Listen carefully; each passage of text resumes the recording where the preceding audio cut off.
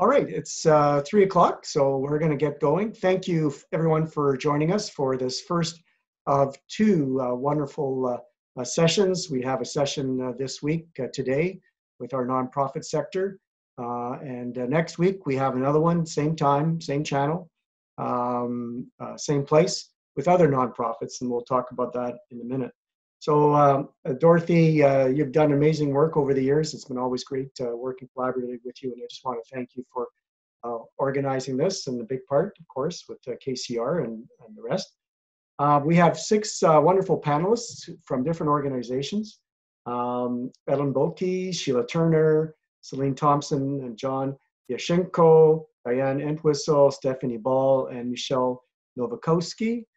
They represent different organizations in our community that serve us very well. KCR Community Resources, Canaan Mental Health Association, the Bridge, Okanagan Boys and Girls Club, the Journey Home Society, and Elizabeth Fry Society. And today what we've asked them to do is to spend a couple of minutes and tell us about their organization and what services they are offering and the challenges that they are facing and their clients through COVID-19 and how we're going to get through this together. You frequently hear Dr. Henry, and just so happens we are going head-to-head with Dr. Henry right now because she has her briefing at 3 o'clock. Hopefully you're with us, and you can read her news release later. But so Dr. Henry says to be kind, and now is a great time to practice that. And our panelists have been doing that for many, many years, being kind in our community. And my hat goes off to them. So without any further ado, what we're going to do now is ask Ellen Boelke to give us an overview of the situation that we face ourselves and also these organizations. Ellen, over to you. Thanks so much, Norm, and thank you for agreeing to host this. One of the things that we really wanted to do was just get some information out from the essential services and the lead organizations representing the sector who you see on your screen today. But just to give you an idea, I think a lot of people may not know a lot about the not-for-profit sector. I just wanted to give a bit of an overview about it. First of all, I just wanted to let people know that we actually have about 170,000 charitable and nonprofit organizations throughout Canada, and it represents over 8% of our GDP. And when you're talking about that, like that's more than the retail sector. It's pretty well equal to our mining, oil, and gas extraction industry. It is a big part of Canada and of Canadians. The not-for-profit sector hires 2 million Canadians, and we have approximately 13 million that actually volunteer for the not-for-profit sector. If you're looking at BC, it's about $6.4 billion industry. And it may be just even more local. In the Central Okanagan, we have a database, and on that database, we have 700 not-for-profits and charitable organizations listed. So it is a big part of Canada, and it's a big part of our economy. What we have here are the services that have been deemed essential. We are providing services to those individuals in our community that are most in need at the time of COVID. We as a sector are really grateful for the ability to provide services, and we wanted to make sure that people were aware that we are here. And I think one of the biggest struggles, and I think most people will agree with this, most people on our panel here will agree with this, is that what we're seeing is an increased need for the people that we serve, and we're often struggling to find the resources to provide that need in our community. You know, we talk about COVID, that we're all in this together, but I think we really need to acknowledge that those people who are vulnerable in our community are struggling. They are far more impacted than many of us who are more privileged. And I think that the thing that I found probably that resonated the most with me was a Facebook post where we talk about all being in the same storm, but we're not on the same ship. There are some of us that are floating around in yachts, and other ones, you know, we're hanging on to logs in the ocean. And we cannot compare our circumstances with the other people. And the people that we serve are those individuals that are definitely more vulnerable. They're more impacted by segregation. They may not even have a roof over their heads or a place in their home that they feel safe. And I think that's what we will hear today from the panelists. For a really basic example, right now we're all on Zoom, right? I mean, everybody here can obviously access Zoom. But what about those individuals that don't have technology or maybe don't know how to use technology? What is happening with them in our community? One of the things that KCR does is we do serve our immigrants and our refugees. And many of the people that are new to Canada didn't have technology. And all of a sudden their kids had to go to school online. So we have those people in the community who donated to us. An organization donated to us and said, hey, go buy iPads, go buy computers so that everybody, the refugees and immigrants, can access technology and be able to attend school. And I think there's so many positive stories out there. And so that's really the message that we want, is that, yes, we are out here. We are doing the best that we can through, really unique times to try to meet the needs of everybody in our community. Well, thank you, Ellen, for that great introduction and setting this up very well for all the panelists. KCR does great work and has for many, many years. So that's off to you and your team. So we have different panelists. Now, the organizations have had to pivot a little bit during this pandemic, and we're going to ask each one of them to describe the work they do and the pivot that they've done. Some positive outcomes that they can foresee going forward, lessons that they've learned, and also discuss a little bit about the impact of their non-for-profit organization in the community. And the downside, of course, is what happens if they can't weather the storm. So what happens to the services that they offer if they're not able to get over to the other side. So let's hope all of that is just hypothetical and they can all get to the other side and be stronger after it's done. So the way we're going to do this is we're going to go through the different panelists now, one at a time, 2 to 3 minutes each. And we've also accumulated your questions that you provided to us prior to going live at 3 o'clock today. I'll go through those questions. You also have an opportunity, should you be on Zoom as one of the participants, and right now we have 33 participants, to send in a question through the Q&A box that's available to you. We just ask that you either tell us who you want the question asked to, or it could be general for everyone, and that you keep it nonpartisan so that our panelists can approach this from a society, a community approach as opposed to a partisan approach. And if you're not on Zoom and you're watching through Facebook, you can also send in a question that way through a comment. And Dorothy, who's like the Wizard of Oz behind the curtain there, she'll pull out your question from Facebook and put it onto the Q&A for me to read, and then I could put it on to our panelists. So there you have it. And I'll repeat all that after our panelists have done their 2 or 3 minutes, because that'll be like 15 minutes from now, and probably everybody will need a refresher. So without any further ado, Sheila Turner from the Canadian Mental Health Association. Over to you. Hi, well, welcome everybody, and thank you so much to KCR for organizing this and Norm for hosting. So I'm the Executive Director of the Canadian Mental Health Association here in Kelowna. I sort of approach this as a business operator as well as a service provider. So I'll tell you that our mandate is to provide support to families and individuals through programs that promote positive mental health and support recovery, while eliminating the barriers that that can prevent people from thriving. We're a multi-service organization. We provide housing, homelessness outreach.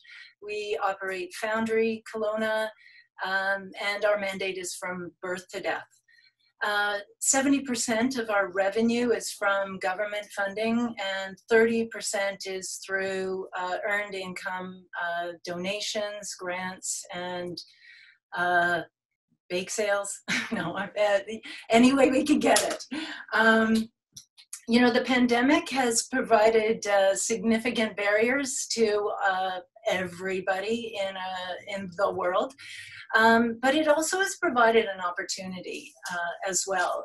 And I think, as Ellen or maybe Norm mentioned earlier, this is an opportunity for all of us to pivot and innovate. One of the challenges is the strength of our organizational capacity to be able to do that. For us at CMHA Kelowna, I'll tell you about the good. We definitely are providing housing to vulnerable populations, lots of it. We've had an increase in service to homelessness outreach and supports. We've been addressing food insecurity since the pandemic, forever, but since the pandemic, and now we provide over 250 meals per day to vulnerable people throughout the community. Our services have pivoted into providing virtual service. Our peer support is working extremely well. It's not perfect, but it is doing really well. We have great groups.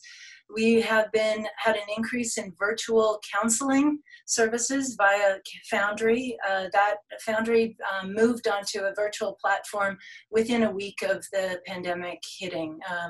So we were really quick to move there.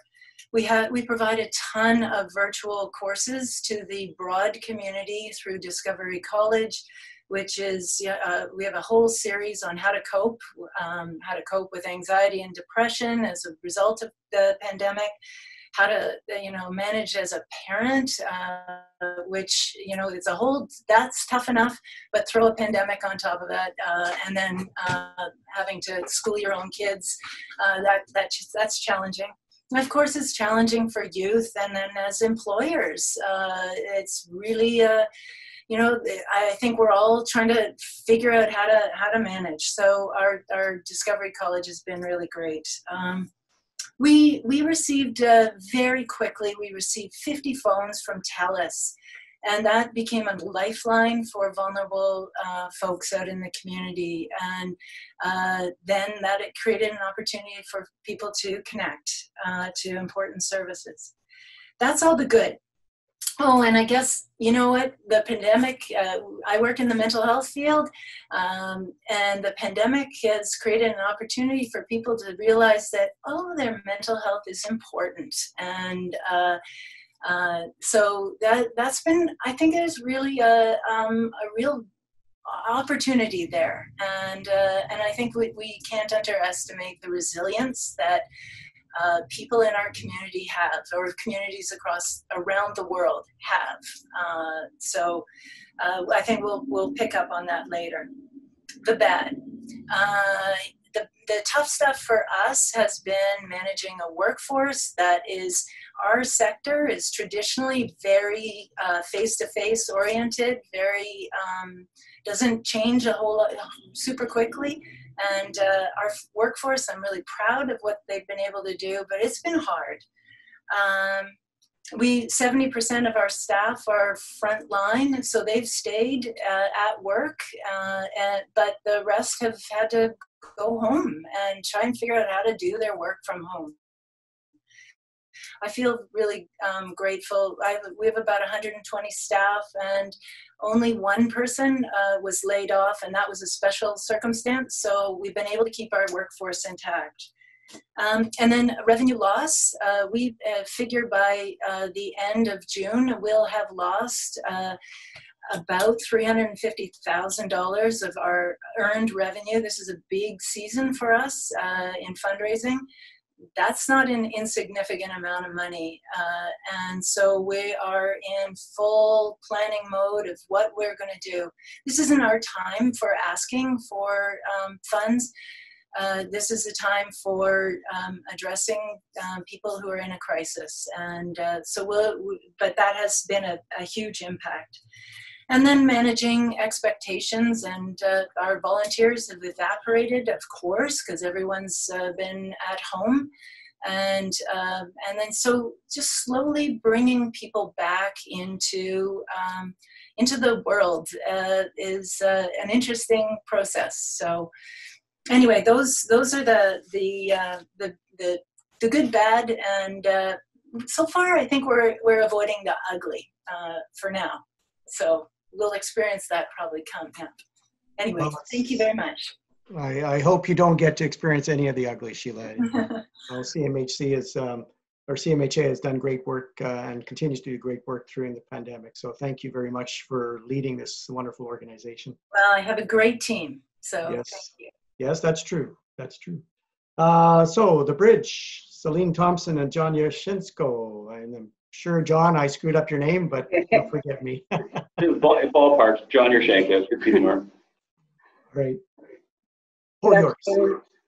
It's a pleasure to join you on the unceded and ancestral territory of the Central Okanagan people of the West Bank First Nation, and a real pleasure to be here with you today. The Bridge Youth and Family Services has been in this community for just over 50 years now. Since inception, we have, currently we have two distinct arms of service. Since inception, we've focused on community and families. We work preventatively with new parents and their infants. We counsel families struggling with their role.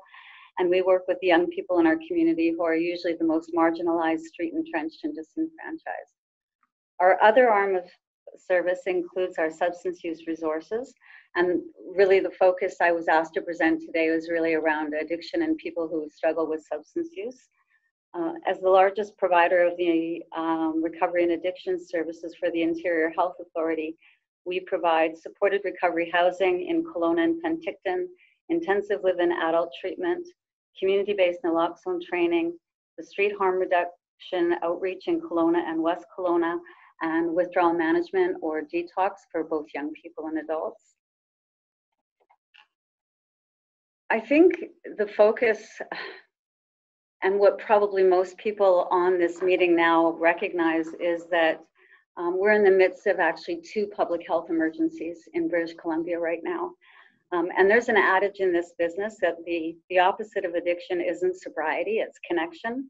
During this unprecedented time of isolation, uncertainty, and at times despair, there is a profound impact on those who struggle with their substance use, and in particular, those who experience addiction.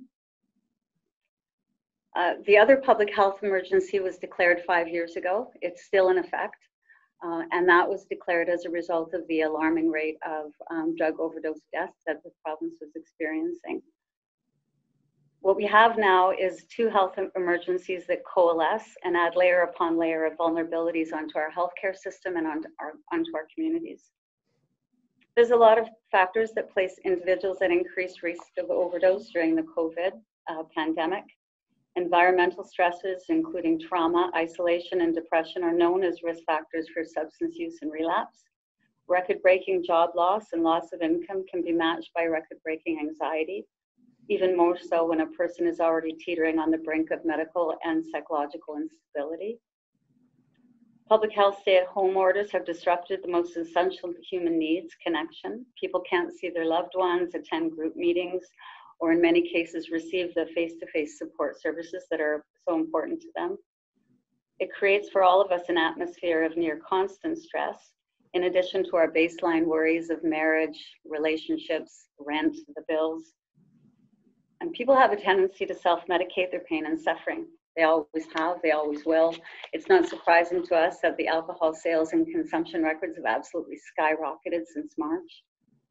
Disruptions to an already unpredictable illegal drug market poses significant health risks to people who use substances. When the pandemic closed borders, one of the impacts was that it reduced drug availability, which in turn increased the drug cost and increased the drug adulteration. The illicit drug supply is now riskier than ever. Access to them is more dangerous and more fleeting than ever before. We saw this week that the BC Coroner's Report released its new report, and it gave us the dismal and startling 39% increase in overdose deaths in comparison to April last year. That's 117 deaths not reported in the daily briefings by Dr. Henry and Minister Dix. And yet I would suggest that some of these, if not many of these, are in all likelihood COVID related. In terms of an organization, what the Bridge did was really focus most of its decisions on three primary considerations. The first one being the health and well-being of our staff. The second was to prioritize and focus the intensity of our work on the most vulnerable that we serve. And the third, in consultation with the physicians who support our programs and with Interior Health Authority, our partner, was to do our part to relieve the demands on the hospital and in particular the acute care systems in our region.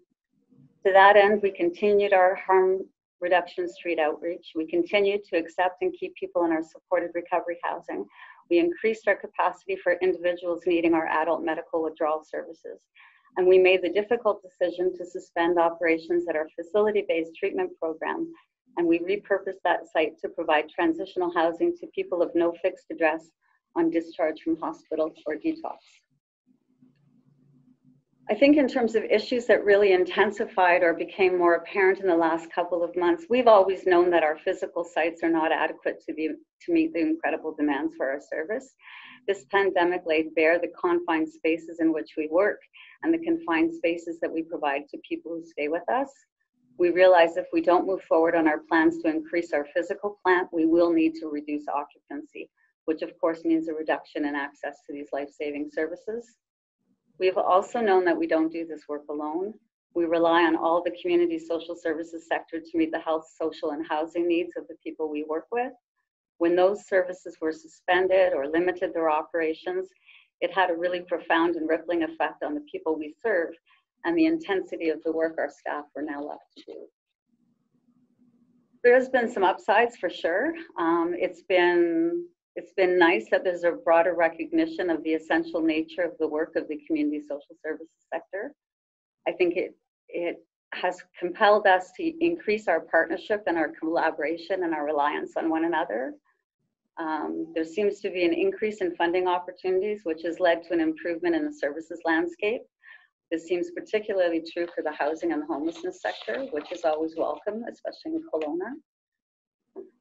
I think how we've survived the last few months is that we were able to leverage a really strong foundation of the Bridge.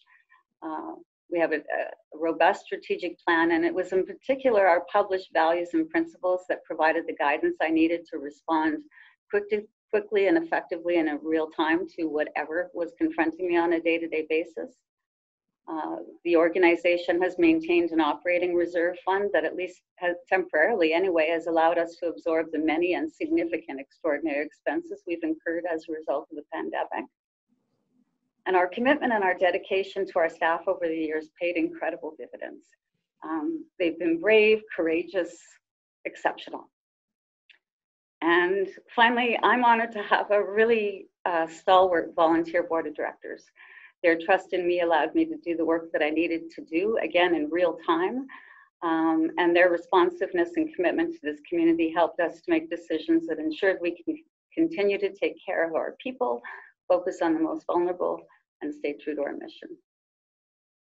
Thank you, Celine. Any impact on your capital plan? Because obviously for some time prior to COVID, we were all rooting for you, trying to get a building built, at least Yes. moving forward. So what's happened with that? Have you put that on the back burner for now?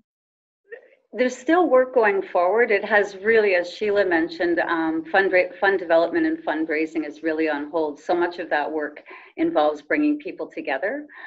So that's unfortunate, but we have been able to move forward on a repurposed plan for one of our properties on Catter Avenue that will at least hopefully get us started with phase 1 of the program. Okay. I'm eternally optimistic and probably dangerously so, but I'm still keeping fingers crossed that we can open those doors within the year. Yes, I think everyone on this platform knows about your optimism, and it's contagious for sure. Now, is John saying something, or is he just a? No, he's my doo-wop girl. I'm just here for eye candy, Norm. So. Oh, okay. All right, John. Well, later on, if you want to answer a question, you could certainly do that. Definitely. He's definitely the best equipped if any technical questions come up around addictions and substance use. So I do like having him close. All right. Well, thank you very much, and we'll move on to Diane. Diane, I think besides Sheila, I've known you the longest, and It's great to see you here and in top left corner of my display. Thank you for the work that you've done over the years, and of course the work that the Okanagan Boys and Girls Club has performed. Did you want to share some of that with our 35 participants now on Zoom and thousands and thousands on Castanet, I'm sure. You have to take yourself off mute first, though, Dan. You know, after doing 435 Zoom calls every day, you would think I would know to take myself off mute. Thank you, Norm. I was just wondering if what you were really saying is that we're the old people on the call, or no? Oh, just me. I'm 63 this year. Do you believe that? Oh, okay. Hi, everyone. Glad to be here, and so honored to be with these partners. You know, as I look around the Zoom call, which is all we can do these days, is look around Zoom calls. I see long-term partners who have really contributed so much to making our community what it is, and I think that there's just a magic in that. And I think, as Ellen said in her opening remarks, you know, the not-for-profit sector is often somewhat invisible. And when you hear the stats about the number of people we employ and the impact that we have on our local economy and on our provincial economy, it's pretty remarkable, at the same time as being driven by vision, mission, and values, which is really what brings us to the work and what keeps us here. So I am the CEO of the Boys and Girls Clubs of the Okanagan. We're passionate about kids growing up well. And straight up, that can be a real difficult thing for any kid to do, let alone those who come from vulnerable circumstances and situations. It's no accident we're called a club. Because really a club is all about belonging, and it's all about connection, and it's all about making those connections and belonging to something so that you can actually navigate through childhood and being a teenager and making that transition to adulthood and become the adult who the other adults in your life really think that you can be, and to achieve your potential. So we're passionate about that. That's the work we do every day. We're a valley-wide organization, so we serve 16 different communities and have 43 different locations up and down the valley. But our roots are in Kelowna. We started in Kelowna in 1959 as the Kelowna Boys Club. We still have people contact us regularly who remember that they were part of the Boys Club. And fortunately, we're a little more progressive now. We let girls in at a certain point, and now we're struggling, to be honest, with boys and girls, and in a world where gender isn't necessarily as binary as it once was, making sense of that. But that's an evolving organization. It's why we're here 60 years later, and why we certainly hope we'll be here in another 60 years with the next number of generations of kids growing up in the Okanagan. We have 4 streams of service. So we start with kids when they're very young, early years, middle years, youth services, and family services. And so each of those services deal with kids or work with kids in an age-appropriate kind of a way. And that gives us a real diversity of different programs and services. Getting through this for all of us has been tough, and our mantra has been that we're going to do our best, straight up. That's all we expect. It's all we expect of ourselves. It's all we expect of anybody, is just to do our best. And, you know, my best may not look like your best, and that's okay, because, you know what, we're all just trying to figure out how to navigate through this. From the beginning, we talked about 2 main words. The first one was stability. So for us, what's incredibly important is stability for our staff team. As others have talked about, you know, we're nothing if not for our staff. We employ 300 people up and down the valley, and it's really important to us that those folks were stable enough, or had the stability to be able to manage through this. And again, what's been talked about is that, in fact, I was on a call today. Somebody said, I have 3 jobs. I'm a parent, a teacher, and I work at the Boys and Girls Club. And so, you know, we think about the dynamics that people have had as they've tried to navigate through this, just real tough kind of stuff. So stability for our staff team. The second thing is stability in our financial situation, because if we can't stabilize our finances, then we can't employ staff, then we can't do the work that we do in terms of our vision, mission, and values. And we've been very fortunate, again, to be an organization who has been able to develop reserve funds, who has a very diversified revenue streams, both in fee-for-service in our childcare programs, as well as government contracts and fundraising. And, you know, I often call it the puzzle of not-for-profit finance, because you need a little bit from here and a little bit from there and a little bit from here, and voila, you get the big picture. So we're no different than any other not-for-profit in that regard. And we have felt very fortunate that many of those revenue streams have been stable. However, several of them have been very unstable. And so that's been very challenging. Certainly, I think as Sheila talked about, and Celine, in terms of the fundraising events, you know, spring and summer are big times for fundraising events. And so that really has had an impact on all of the events that we do during that time. And then probably the most important piece, well, I shouldn't say the most important, an equal part of our mantras of stability is continuity. So how is it that we can continue to serve the children, youth, and families who we serve up and down the valley? So from the start of the pandemic, we carried on our work in a variety of ways. We have been providing childcare for essential services workers throughout the pandemic. And although those numbers have been dramatically reduced, we have had not all of our facilities by any stretch, but about 7 of our clubs have been open, providing services to both early years and middle years. Our youth drop-in centers have all remained open in one way or the other, and mostly focused on not business as usual at all, so not large groups of kids, but working with smaller groups individually, basic needs, food security, you know, checking in, those kinds of things. And then, of course, our youth housing programs have all been operating throughout as well. You know, I think that in terms of what we've noticed, it's real tough when you're already vulnerable and you're already disengaged and you're already just hanging on, and, you know, couldn't support the Bridges and Celine and John's passionate plea for youth recovery more right now, because kids who are on the edge, who are struggling with substance use, it's not getting any better right now, that's for sure. The problems have not gone away. And again, just further street entrenchment in many ways, where kids who, you know, would go to McDonald's to meet their Reconnect worker because that was an okay thing to do. Now it's easy to blow that off with a text and not necessarily engage. So that's been tough. We have, though, pivoted. I love that. You know, there's these words that come into our vocabulary that we never used before, and all of a sudden we use them all the time. Pivot is one of them. So we're doing virtual club programming, all sorts of ways to try to engage children, youth, and families virtually.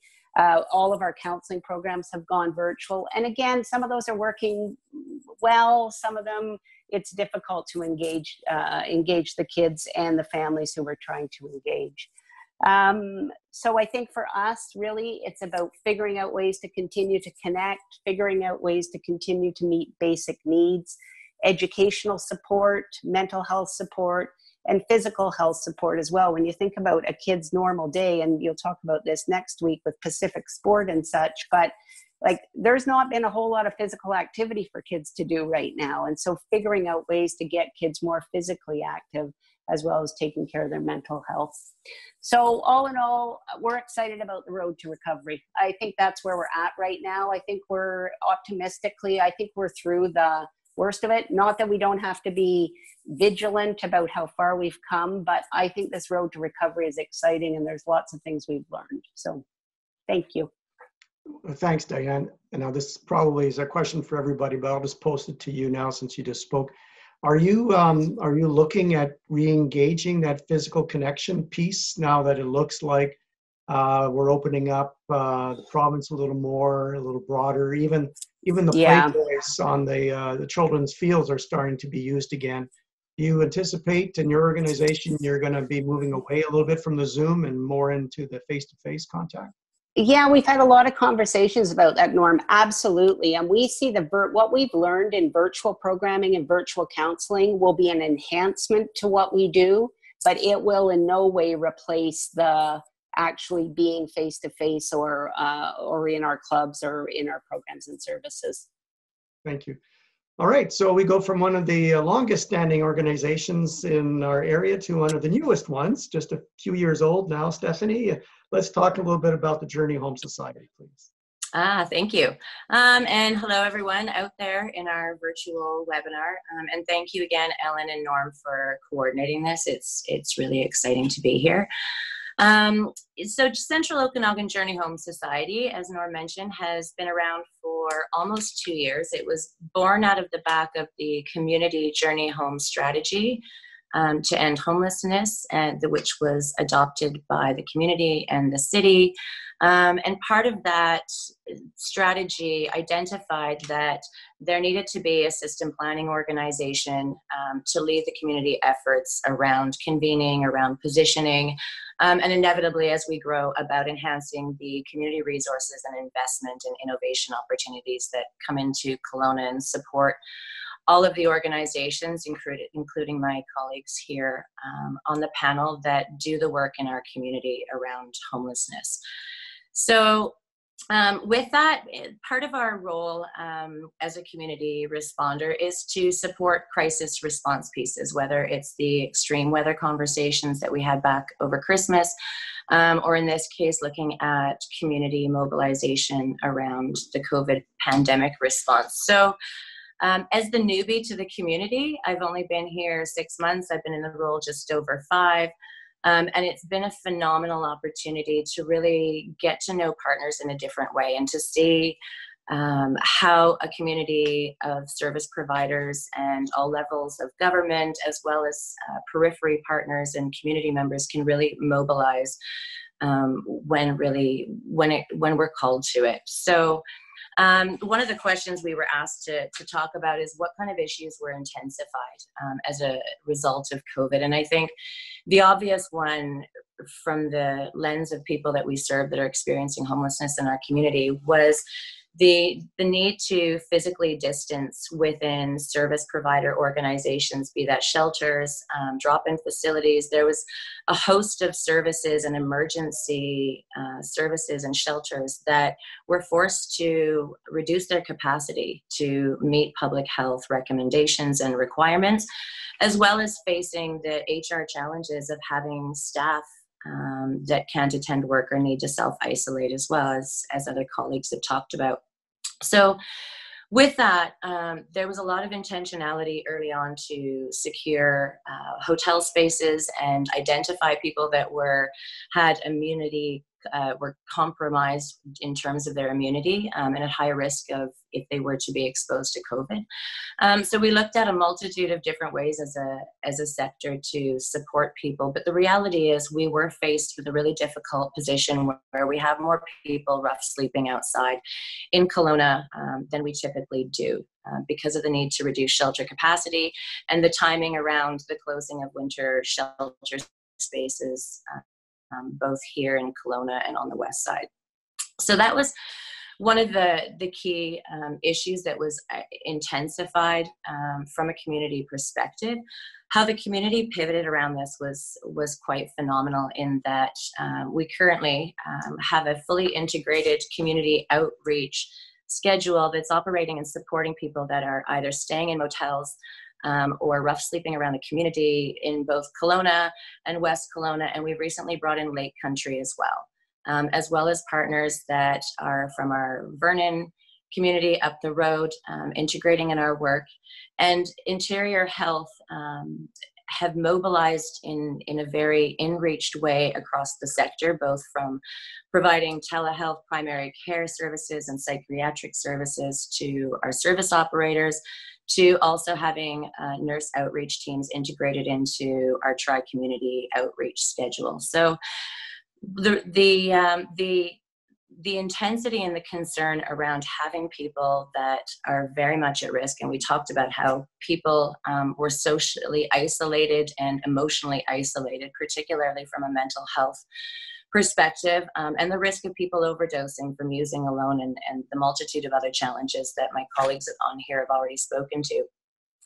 It provided us a really critical need to coordinate the communication and the case management way that we look at our work across different agencies. And with that, there was a great opportunity for the City and Journey Home and CMHA to work together on piloting an outreach app, a mobile app that our teams across agencies out in the field can use to ensure that we're getting all the primary and secondary supports out to people that are vulnerable in our community and rough sleeping, as well as for the first time having a truly integrated, coordinated case management opportunity where agencies who all serve many of the same folks are communicating directly in a live way. And that's given us an opportunity. It was part of the work that we had as Journey Home to look at these kind of data opportunities in our long-term vision to build a community-wide by names list that encompasses everyone who's experiencing homelessness in our community. And the one thing around the need to plan and deliver services in a multi-agency way very quickly and to leverage that is it takes away some of those conversations that we might have spent months around the table having about, you know, should we share this and should we try this and what are the risks and should we, you know, because sometimes we overthink things in the drive to make really good decisions. We can analyze ourselves a little bit too much instead of, you know, being a little bit risky and being innovative. So we took a community risk in looking at this, and we're in a position now where it's truly enhanced our broader systems data. It's enhanced our by names list and understanding of who's experiencing homelessness in our community. We have live daily updates between direct frontline service providers all the way up to how we're aggregating that data to feed through to our national systems in our broader work and systems work as we're still beyond this looking at functional zero in 4 years. There's a couple of other really cool key achievements. There's the Hygiene Center that was set up in the old space that was operated by Metro from the Welcome Inn. And the Hygiene Center provides everything from showers and laundry to water distribution, opportunity to get food, tap into supports. There's peer support navigators through the People's Employment Services that are touched into that. It's a multi-service partnership. And it's one that doesn't exist anywhere else in BC. So it's been a model that BC Housing have now taken and replicated in other communities across BC in the COVID response.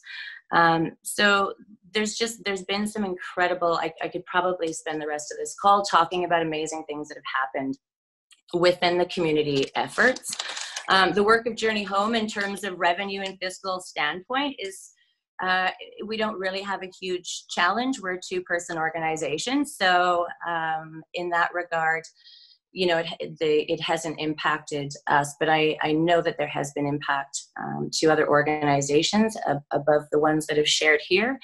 And whilst we have had an influx of investment from our provincial partners and the federal Reaching Home dollars that have come in, they are COVID response related.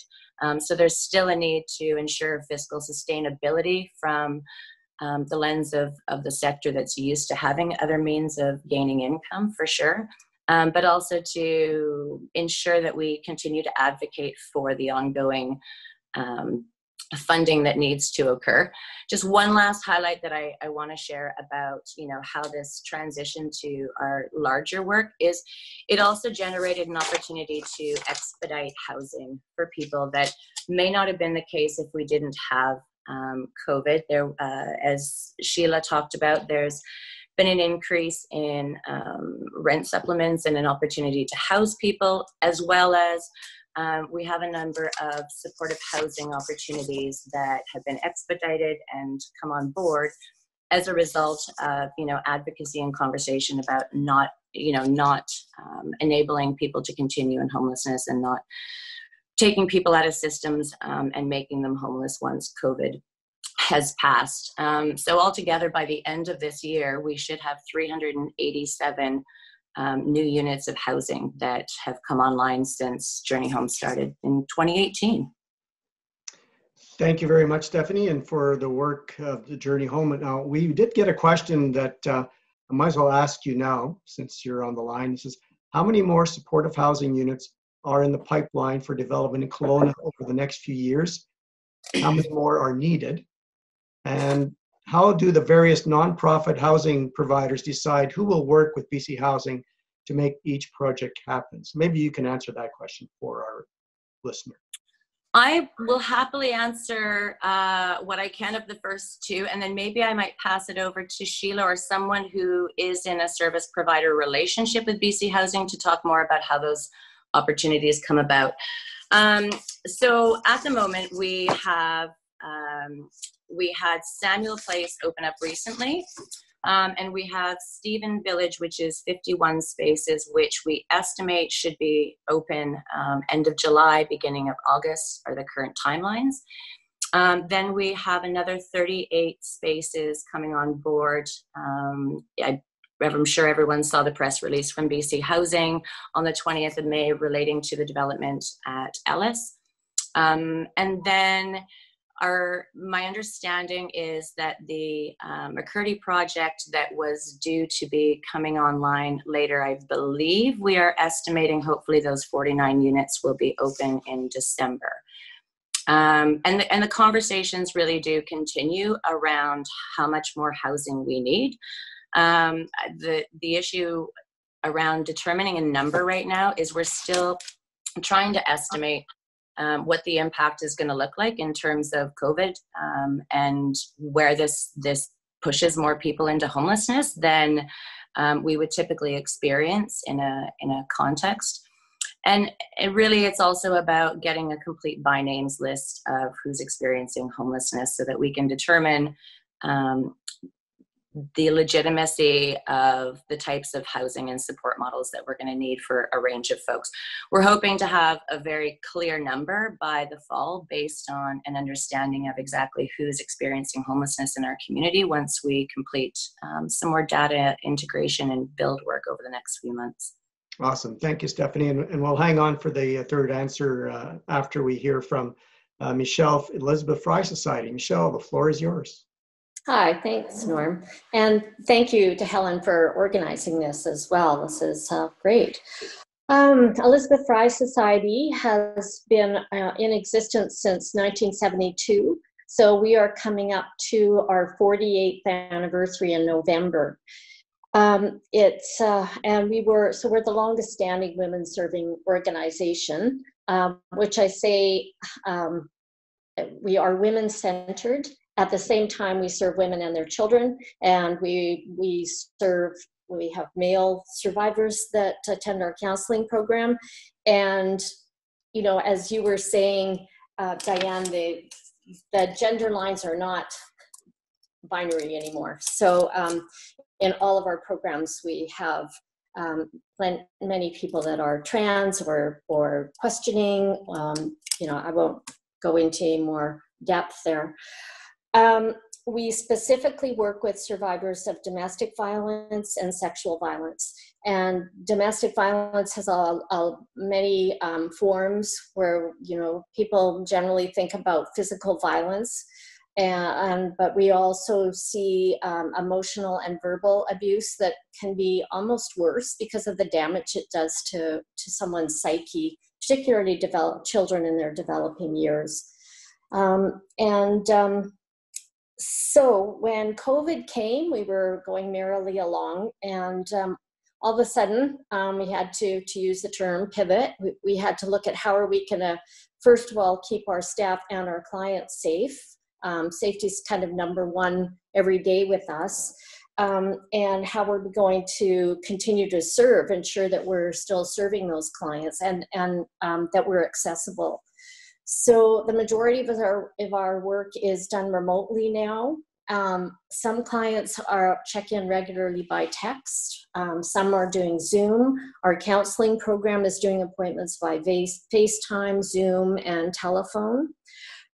We have found clients, women that have had their phones destroyed, their phones in the home or their cell phones, or ex has been arrested and on release he cuts off the phone because everything's in his name. So we put out a call early on to say this is a need.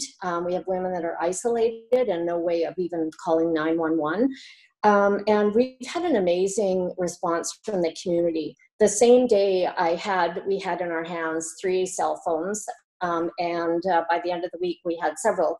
And we had one of the cell phone repair shops, it's called Fix My Touch, that donated some phones and did some work for us. We've had a stack of phone as well, Sheila, that arrived from TELUS. So, that took care of that issue when we can get to women. I was concerned about our staff safety because we've had some fairly sophisticated stalkers in our history. So they all now have their own work cell phones so that they're not traced to their personal information.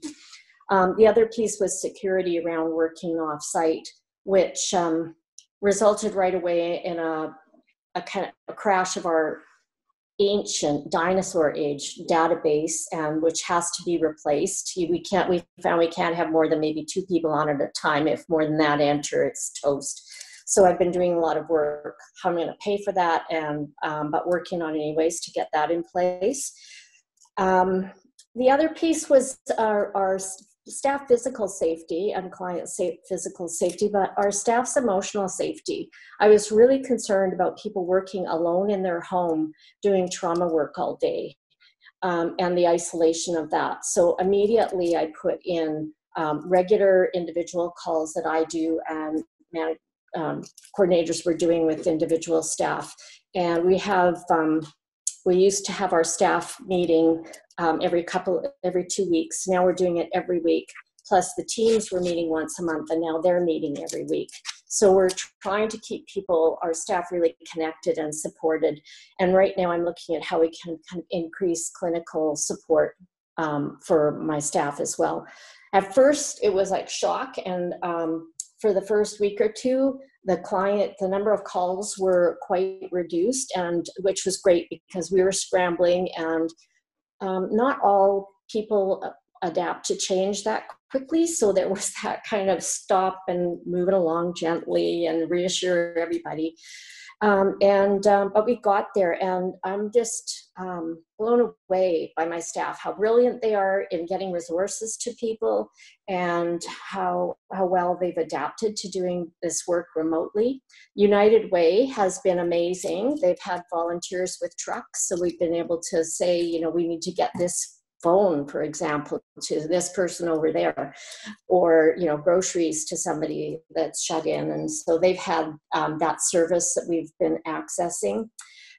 We got hand sanitizer and sanitizer from Okanagan Distillery. I think many of you probably did. They changed their distillery into making sanitizer, and we got that right away, which was fantastic. The Makers Market, along with UBCO, they put together face shields. So we got a bunch of face shields, and then we purchased some masks, and now we've got more PPE coming, some through United Way, some provincially. So that issue is cleared up pretty quickly. And we've had people just giving donations to make sure that we're okay, and for running the place, or for specific, food for some of our clients. And so it's been, that's been a real positive to see the community rallying around and supporting and seeing the need. The city also gave us some grants. And so I'm working day and night, just filling out all this paperwork, but that's okay. It'll end at some point. The worry that we have right now is, first of all, we know that there are women and children that that are isolated in their homes, and they've been isolated with the perpetrator. There's just no way around that. We know that they're there, and we haven't been able to to get to them. Not all of them have been able to access us. And in many of those homes, the perpetrator has lost their job, or both parents have lost their job. And so that stress has just increased exponentially. And we know in times of stress that domestic violence and sexual violence increases. So, we talk about that in our meetings, and how can we get the word out? We've done some public information things about keeping an eye on your neighbor and checking in with your neighbor. And but we know that once things start to open up a bit more, and that's just beginning, that we may have an onslaught of clients because women are going to leave and the shelters are going to have an onslaught. And so we're preparing for that, trying to prepare mentally and in whatever ways we can right now. And that's kind of the big thing that we're working at. We're also looking at, as we open up, what is that going to look at like for us? We have a few staff that are in that vulnerable population, whether it's because of their partner or health issues or whatever, that won't be going back into the office anytime soon. And right now, when we're kind of prioritizing and triaging, when there are people that we need to meet face-to-face because there's certain paperwork or they're, whatever reason. And the courts are going to be opening up in June, so there may be that piece as well. And looking at, how our offices are too small to stay actually 6 feet apart unless you each stand against a wall. So our boardroom is being used, which limits the number of people that you can have in there. So there's all of these complex things. We've also had to shut down all of our fundraisers and our third-party fundraisers this spring. So right now we're doing well. There's been money from the province. There have been little pieces that we've been able to apply for and that have been coming in, but we're not sure what it's going to look like when this is all over. We're not going to be gone by any means, but how we're going to support that influx that I know is coming. Yeah, well, you're right. You won't be gone. Unfortunately, you'll be needed, and unfortunately, and I guess in the perfect world, we'd all find ourselves out of business at some point. But we don't live in a perfect world. We live in the world that we have, and thank you to all of you for all the great work that you do. So we have 3 minutes left for questions. So the 2 or 3 minute intro didn't quite work out. So a little note to self for the next week. We'll have to be a little more specific. And I didn't want to interrupt you. You were doing a great job in communicating. So I'll tell you what, why don't we, I'll pose the questions at you and just have one person answer it. And let's do short snapper answers, okay? So just get to the point, boom, boom, boom, and then we'll move on to the next question. We'll try to cover as many of these as possible. So again, thank you for doing your introductions. The question I asked before, which was, how does BC Housing decide who gets what project? Can somebody talk about that quickly? I can. Go for it. BC Housing decides that. They're the funder, and they select who is the best organization to be able to offer the service. So there's an application process or a adjudication process. So. Done. More short snappers. How do local nonprofits see the impact of COVID on their needs assessment and program evaluation plans? I think you've already answered that in your Is there interest amongst nonprofits for some support with program sustainability planning? Is there interest among local nonprofits for some support? Does anybody understand the question? Well, I'm not sure what they mean by that, but we're open to any support that's out there. Right? Okay. Yes, the answer is yes to the questioner. You can take yourselves off mute, all of you, so that there won't be a need to do that when you're answering questions. First come, first serve on the answers. COVID-19 response and relief funding opportunities with United Way and foundations. That's not a question, that's a statement. So let me ask it in a question. Is there more money available through United Way and foundations during COVID-19? Yes. Yes. Yes, good. So Thank goodness. There are a number of different pockets that have become available. United Way, Central Okanagan Foundation, the Red Cross, which is going to be national. Reaching Home has provided more funding, so there are pockets out there. Yep. They're not large. What's the best way to get money to you guys, gals? Webpage. Buy On our webpage, get a donate a truck. We're a truck. Bring a truck. Full of cash. If I may, I think the bigger issue, it's wonderful right now, all of the funding opportunities. I think that all of us are thinking about what's going to happen in the next 6 months and beyond. And we're all working on our sustainability plans. I think there's another opportunity again for all of us to be thinking differently. There's room for creativity in how we work and provide our services. A lot of the volunteers were told to stay home and they listened. How do we get the volunteers back engaged in your organizations? Ask them. Ask them. And provide a safe environment where we're practicing good social distancing and good COVID safety practices. Absolutely. There's going to be Whoops, go ahead. There's going to be opportunities for volunteers, and we need to coordinate that, and we need to ensure that our volunteers are safe, and then we need to ensure that the volunteers are going to the places that we need them the most. We need to have patience with the organizations as we all decide how can we now utilize volunteers in this new world as we pivot. So this leads to the next question. Is there any plan to centralize volunteering in Kelowna? There's definitely there's definitely talk. I think I would like to postpone that possibly even to next week, where we might have some more information on that particular topic. But I think we are now seeing a potential benefit and researching that. Okay. And 401, so 402, I'll ask one more question because I'm respectful of your time. How many of the organizations who have experienced a significant decrease in fundraising revenues have an emergency operating revenue in place? That's the first question. Have any had to draw from that reserve? And if so, why or why not? What would trigger that action? Is it enough? Will support from the government be enough? What are the lessons to take away regarding the long-term sustainability with current nonprofit funding models? There's a whole another hour. Yeah. I could take a stab at that. I think that there is a lot of strength in organizations having reserves, and there's been a lot of controversy about that over the years, and I think it's irresponsible, actually, as an organization who is serving people in the community not to. I think that, as others have alluded to, the emergency funding is great. It's helping us get through the emergencies and getting money to the vulnerable folks who need it. But in terms of long-term sustainability, the money will dry up and the next emergency will come along and the money will be directed there. And that seems to be the way that human nature funds things, and it doesn't do our sector any favors at all. Anybody else? Thank you, Anne.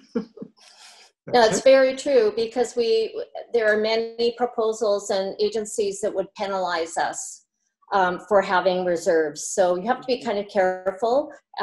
We do have, it's our building fund, but I don't know if we're ever going to make it there. And it's internally set as a set aside so that we can change it if we need to. Fortunately, we haven't had to do that at this point. There's been a lot of help for the emergency time. Well, Diane, Celine, John, Ellen, Sheila, Michelle, Stephanie, thank you so much. You ladies are awesome. You do great work. Your organizations are a great addition to our community. Our community wouldn't be a community without you.